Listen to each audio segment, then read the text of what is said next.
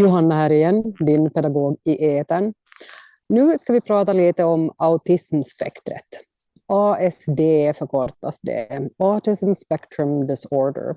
Själv sitter jag ju på den skalan också och kallas för en low support need autism, typ 1 autism. Det vill säga, jag håller på med diagnostisering nu som 47-åring, vilket ju betyder att jag hade ingen aning, kan jag säga.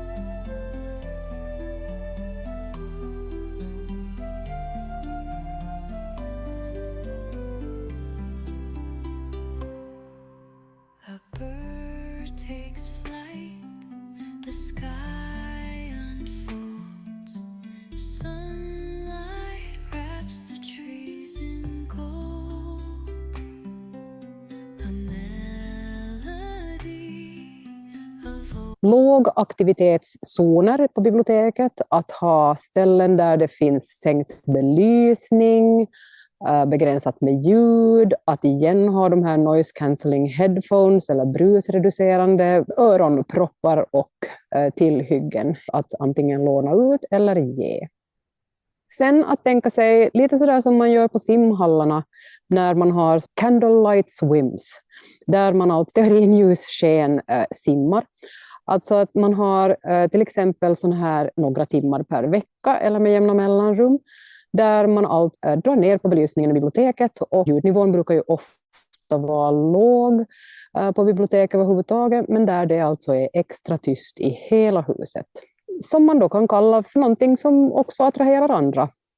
Lugna timmar på biblioteket till exempel. Stimulireducering.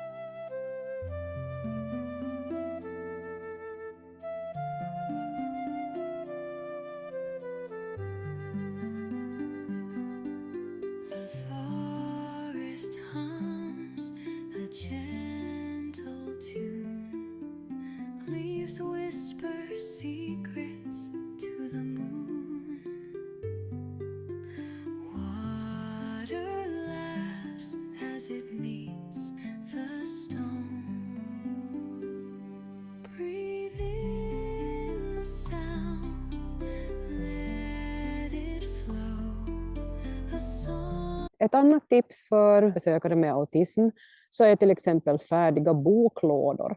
Så som vi har tänkt i Finland till exempel kring de här, kan man in på biblioteket, få sin låda och gå ut med så lite kontakter som möjligt.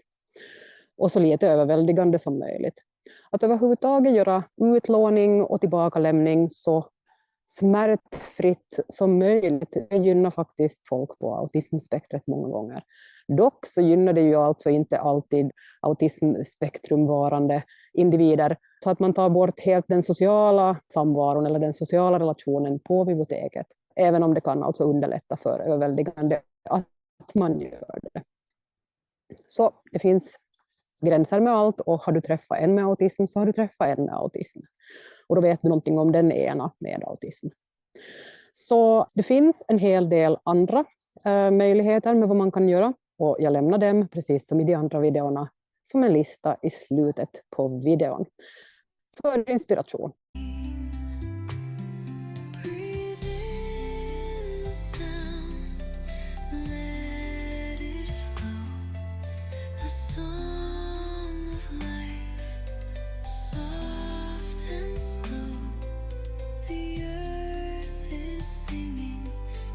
Sen vill jag säga så här. Inse hur fantastiskt det är att du sitter på en sån tjänst där du kan göra fruktansvärt mycket för andra människor. Där du har tid och möjlighet, och det land vi lever i, där du alltså har tid och möjlighet att fundera på att hur kan jag hjälpa andra?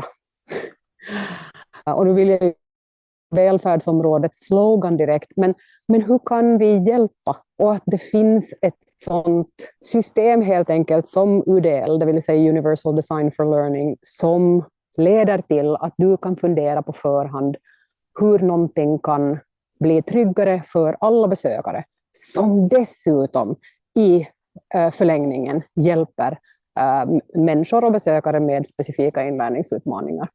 Så klappa dig själv lite på axeln, klappa din chef lite på axeln och känn dig lite stolt över att du sitter i en sån fantastisk position att du just kan göra skillnad för andra.